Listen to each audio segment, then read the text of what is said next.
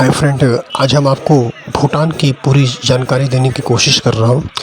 आपको यदि भूटान जाना है तो सबसे पहले आपको न्यू जलपाईगुड़ी या सिलीगुड़ी पहुँचना होगा। ये न्यू जलपाईगुड़ी रेलवे स्टेशन है जो उत्तर बंगाल में पड़ता है। और आप किसी भी तरह आप न्यू जलपाईगुड़ी पहुँच जाइए या सिलीगुड़ी पहुँच जाइए। फिर उसके बाद आप कोई भी ट्रेन या टैक्सी लेकर के आप ये हाशीमारा स्टेशन है वहाँ पहुँच जाइए।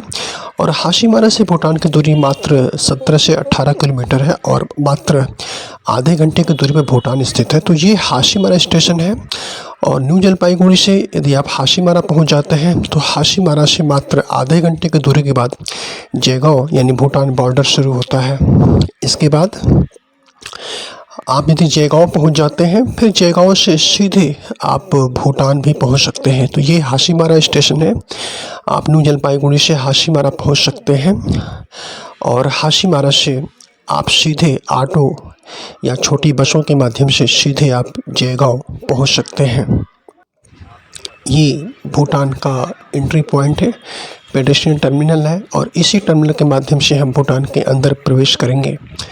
तो ये हम फुनसिलिंग आ चुके हैं और फुनसिलिंग भूटान का सबसे बड़ा कमर्शियल डिस्ट्रिक्ट है जो चुका डिस्ट्रिक्ट में पड़ता है। हम अपने दर्शकों को बता दूं कि नए नियम के अनुसार भूटान में प्रवेश करने के लिए आपके पास वोटर कार्ड के साथ साथ अब आधार कार्ड भी ज़रूरी कर दिया गया है। यदि आपके पास इन दोनों में से कोई भी एक दस्तावेज हो तो आप भूटान के अंदर प्रवेश कर सकते हैं।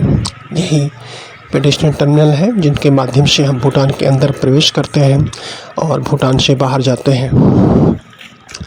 हम अपने दर्शकों को ये भी बता दूं, यदि आप भूटान के अंदर प्रवेश कर गए हैं तो सबसे पहले आप ये खूबसूरत फुनसिलिंग शहर को देख सकते हैं। बहुत ही खूबसूरत ये फुनसिलिंग शहर है और इसी फुनसिलिंग के बीचों बीच ये बुद्धिस्ट टेंपल है, जिंगलपरी टेंपल, बहुत ही खूबसूरत, जिसे व्हील ऑफ प्रेयर्स के नाम से भी जानते हैं। और कहते हैं कि यहाँ पर सभी की मनोकामनाएं पूरी होती हैं। तो सबसे पहले आप इस टेंपल में आइए। उसके बाद टेंपल को देखने के बाद आप चाहें तो और भी कई जगह जा सकते हैं, लेकिन सबसे पहले ये खूबसूरत जो टेंपल है उसको देखें। और उसके बाद आप चाहें तो ये इसके ठीक बगल में वेजिटेबल मार्केट्स है डाउन में, उसको भी आप देख सकते हैं। बहुत ही खूबसूरत एक नवनिर्मित बिल्डिंग में इसे स्थानांतरित किया गया है। बहुत ही खूबसूरत ये फुनसिलिंग का वेजिटेबल मार्केट है। आप ज़रूर यहाँ पर आइए। ये भूटान का बहुत ही खूबसूरत वेजिटेबल मार्केट्स है। हम अपने दर्शकों को ये भी बता दूं कि यदि आप भूटान में एक दिन रुकना चाहते हैं तो वह बिना किसी चार्ज के आप रुक सकते हैं। लेकिन यदि आप एक दिन से अधिक रुकना चाहते हैं तो वैसे तो 1000 रुपये पर डे निर्धारित किया गया है, लेकिन आप चाहें तो 24 घंटे के अंदर आप एक बार पुनः एग्जिट कर लीजिए और एग्जिट करने के बाद दोबारा आप एंट्री करिए तो आपको फ्रेश डे माना जाएगा और आप जो अतिरिक्त चार्ज देना पड़ रहा है 1000 रुपये, इससे बच सकते हैं। ये बहुत ही अहम जानकारी हम आपको दे रहे हैं और ये बहुत कम जानकारी लोगों को पता है।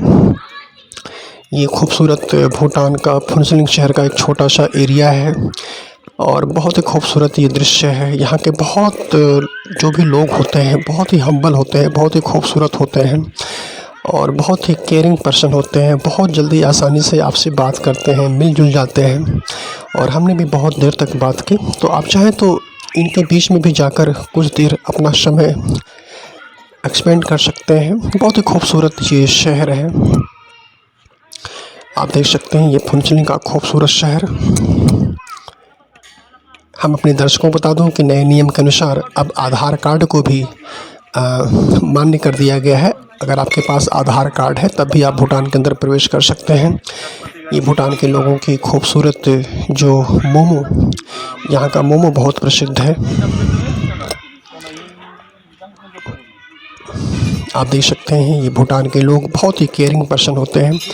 अब भूटान में जब भी आप जाइए तो इन लोगों के बीच ज़रूर जाइए। बहुत ही अच्छे लोग होते हैं, इनसे बात करके बहुत ढेर सारी ज्ञान आपको प्राप्त होती है।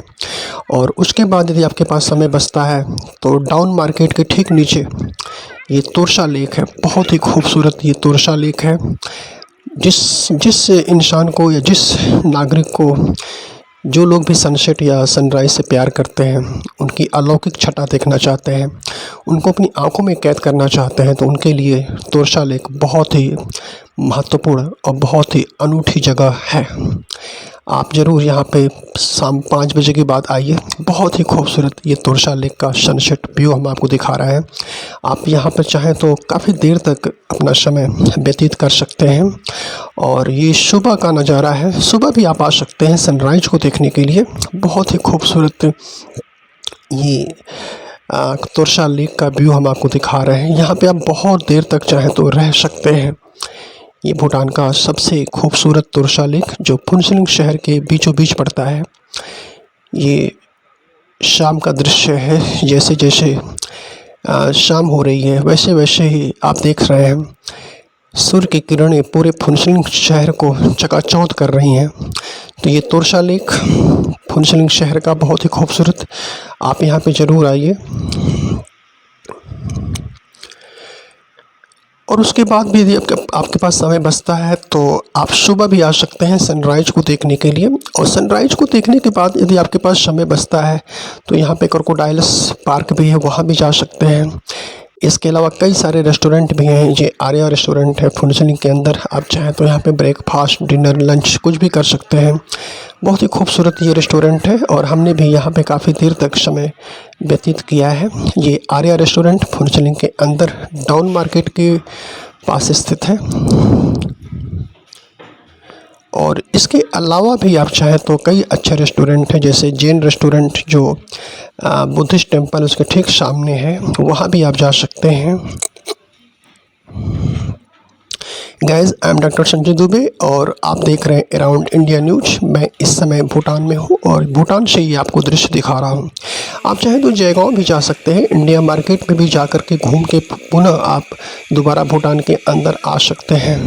ये देख रहे हैं ये फुनसिलिंग का खूबसूरत शहर, बहुत ही अद्भुत, बहुत ही अकल्पनीय, बहुत ही अविस्मरणीय ये शहर है। आप एक बार आएंगे तो ज़रूर आना चाहेंगे बार बार। I am doctor Sanjay Dubey and you are watching around India news and I am standing in Phuentsholing city of Bhutan.